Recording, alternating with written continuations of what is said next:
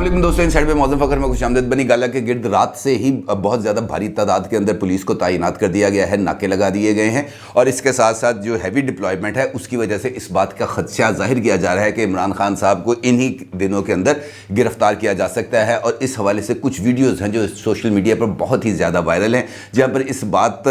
को तक़वियत दी जा रही है कि जनाब यहाँ पर इस वक्त जो पुलिस डिप्लॉयमेंट है वो बुनियादी तौर पर इमरान खान साहब को गिरफ्तार करने के लिए या बनी गाला के ऊपर हमला करने के लिए या कोई क्रैकडाउन करने की एक कोशिश है जो आने वाले किसी दिन में की जाएगी। और इस हवाले से कल रात से ही मुख्तलिफ ट्रेंड्स भी सोशल मीडिया पर चल रहे थे और इस किस्म की पोस्ट्स भी की जा रही थी कि जनाब आज की रात बहुत भारी है, आज तमाम लोगों ने जागते रहना है, आज सब लोगों ने अपने इंटरनेट्स को ऑन रखना है, अपने डाटा को चेक कर लें कि डाटा कट ना हो जाए, ये जो वीडियोज़ हैं ये शेयर ना की जा सके क्योंकि इमरान खान साहब आज रात ख़तरे में हैं, उनको किसी भी वक्त गिरफ्तार किया जा सकता है। लेकिन रात तो सुबह हो गई, सुबह तो दोपहर हो गई, इमरान खान साहब के घर पे ना किसी तरह का कोई क्रैकडाउन किया गया, ना ही किसी जगह पर गिरफ्तारी की अटेम्प्ट की गई। अलबत्ता यहाँ पर जो पुलिस की डिप्लॉयमेंट है, यहाँ पर कानून नाफज करने वाले इदारे, FC रेंजर्स जो बड़ी तादाद के अंदर मौजूद हैं, वो फिर सवाल ये पैदा होता है कि वो वहाँ पर क्यों मौजूद हैं और क्या वाकई ही ऐसी इस तरह की कोई कार्रवाई होने जा रही है, और अगर ऐसी कार्रवाई होने जा रही है तो उनके लिए इन अय्याम का तयन क्यों किया गया है। और इस बात का जिक्र मुख्तलिफ पाकिस्तान तहरीक इंसाफ की लीडरशिप की तरफ से भी किया गया है। इस सवाल पर बात करेंगे, लेकिन इससे पहले कुछ ऐसी खास किस्म की इंफॉर्मेशन सामने आई है जो यकीनी तौर पर आपको चौंका के रख देगी, क्योंकि एक मरतबा फिर कुछ डिटेल्स हैं जो इमरान खान साहब के इक़्तिदार से आने से पहले और इक़्तिदार के दौरान होने वाली एक्टिविटीज़ और इस्टेब्लिशमेंट की इमरान खान साहब के साथ बुनियादी तौर पर की जाने वाली अंडरस्टैंडिंग के हवाले से है। एक कॉलम तहरीर किया गया है रोज़नामा एक्सप्रेस में, जावेद चौधरी साहब ने वो कॉलम तहरीर किया है और इस कॉलम के अंदर उन्होंने पहली मुलाकात जो उस्मान बुज़दार साहब की हुई थी इमरान खान साहब के साथ, उस मुलाकात का अहवाल लिखा है और बताया है कि जनाब SN जमील गुज्जर साहब जो फरा गोगी साहिबा के शोहरे नामदार हैं, वो अपनी गाड़ी में बिठा कर उस्मान बुज़दार साहब को बनी गाला लेकर आए थे और सिर्फ 12 मिनट की एक मुलाकात हुई थी, 12 मिनट की। और इस मुलाकात के अंदर इमरान खान साहब के साथ जहांगीर तरीन साहब भी मौजूद थे और जहांगीर तरीन साहब को भी इस बात का अंदाज़ा नहीं था कि क्या होने जा रहा है। और उस 12 मिनट की मुलाकात ने पंजाब के 12 करोड़ अवाम को उस्मान बुज़दार के हवाले करने का फ़ैसला कर लिया था। अब इस मुलाकात के साथ साथ एक और मुलाकात का भी जिक्र किया है जावेद चौधरी साहब ने अपने कॉलम में, और वो मुलाकात है इंतखाबात 2018 के इंतखाबात के बाद पहली मरतबा chief of army staff general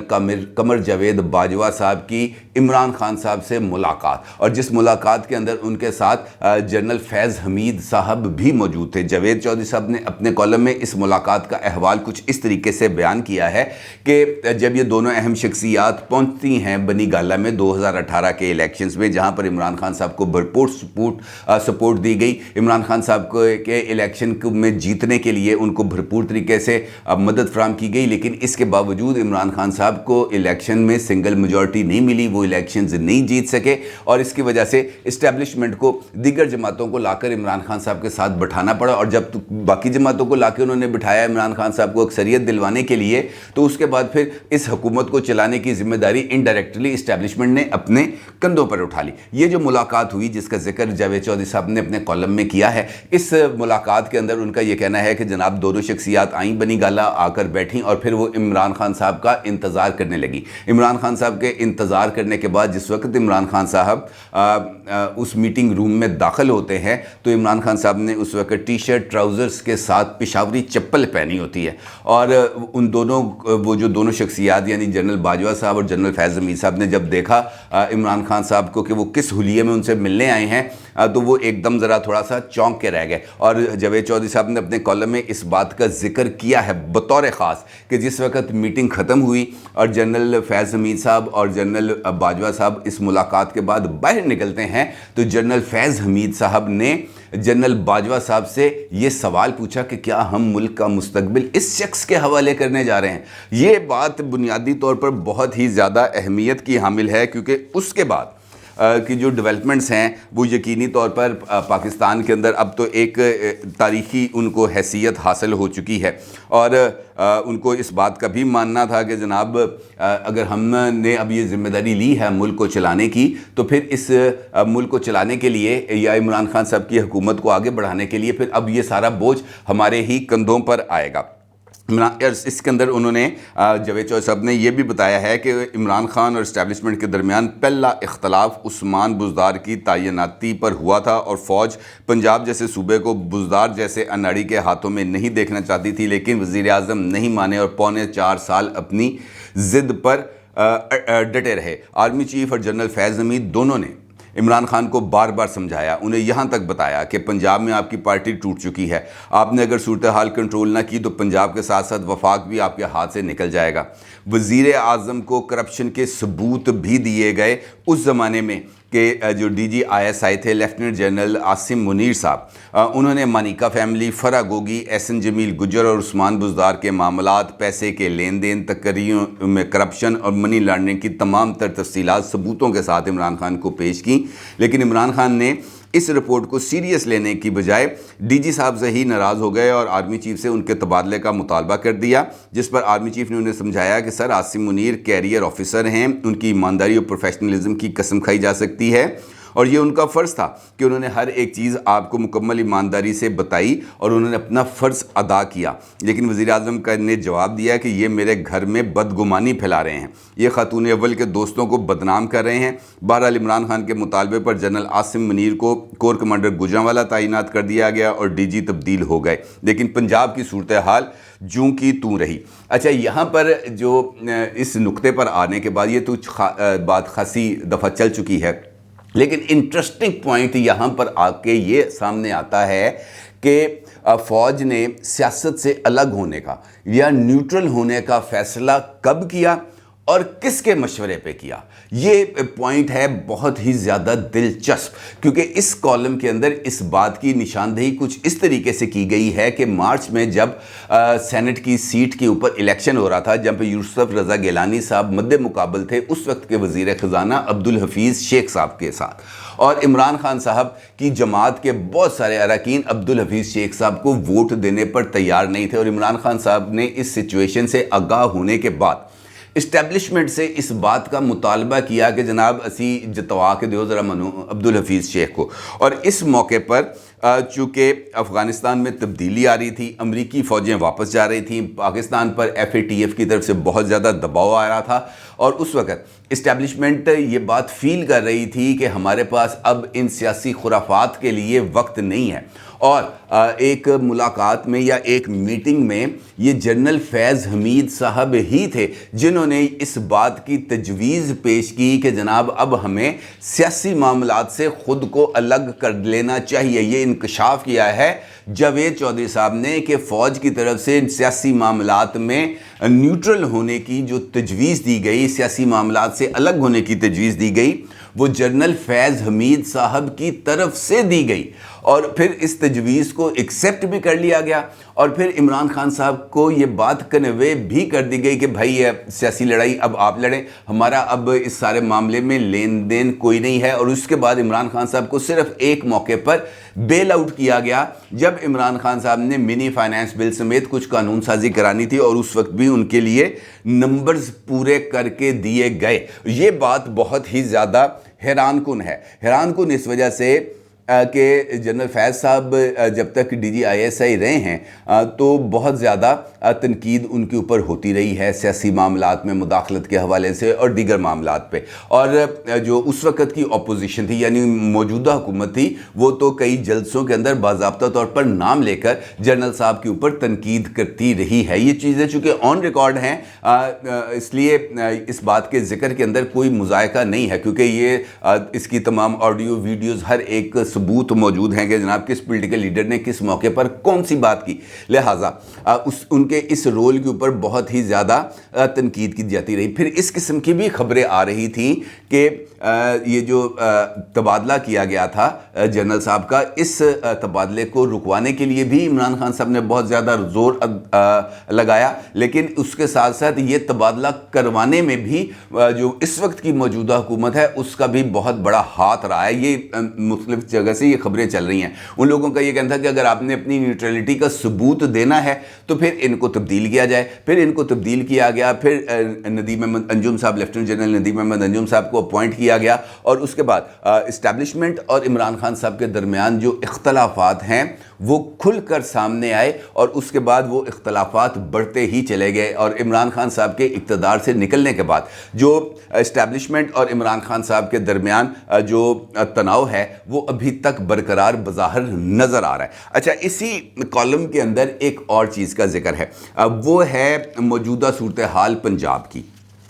us column کے اندر یہ بات بتایا گیا کہ شاید عمران خان صاحب نے ماضی میں کی جانے والی، یعنی مرکز میں بیٹھ کر کے پی اور پنجاب کو چلانے والی پالیسی یا کچھ اپنی ان غلطیوں سے کچھ سبق سیکھا ہوگا، اور انہوں نے کوشش کرنا تھا کہ اس مرتبہ شاید اس سے کچھ بہتر وہ فارمولہ اڈاپٹ کرے. لیکن اس مرتبہ بھی پرویز الہی صاحب کو چیف منسٹر بنانے کے باوجود عمران خان صاحب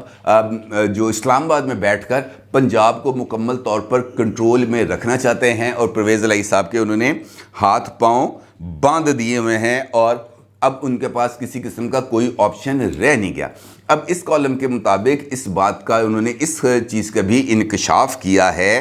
کہ عمران خان صاحب کی طرف سے اپنائی جانے والی یہ پالیسی کہ وہ اسلام آباد میں بیٹھ کے پنجاب کو چلائیں گے اور تمام تر اختیارات ان کے ہاتھ میں ہوں گے، پرویز الہی صاحب ایک ڈمی چیف منسٹر کے طور پر فرائض انجام دیں گے. یہ ایسا معاملہ ہے جو ایک مرتبہ پھر پرویز الہی صاحب کو چودھری شجاعت حسین صاحب کے کیمپ میں دھکیل رہا ہے، کیونکہ چودھری شجاعت حسین صاحب جس وقت یہ بھی ریسنٹ الیکشنز ہو رہے تھے چیف منسٹر پنجاب کے، اس کے اوپر انہوں نے چودھری پرویز الہی صاحب کو یہ کہا تھا کہ آپ کل بھی میرے چیف منسٹر کے کینڈیڈیٹ ہیں، آپ آج بھی میرے چیف منسٹر کے کینڈیڈیٹ ہیں، آپ کل بھی میرے چیف منسٹر کے کینڈیڈیٹ رہیں گے، لیکن آپ نے میرا کینڈیڈیٹ بنیں گے تب آپ چیف منسٹر رہیں گے. اگر آپ عمران خان کے کینڈیڈیٹ بن کے چیف منسٹر کا الیکشن کنٹیسٹ کریں گے تب میری طرف سے آپ کو کسی قسم کی کوئی سپورٹ ایکسٹینڈ نہیں کی جائے گی. اور پھر عمران خان صاحب نے جب چودھری صاحب نے عمران خان صاحب کا ساتھ چھوڑنے سے انکار کیا تب چودھری شجاعت حسین صاحب کی طرف سے وہ خط لکھا گیا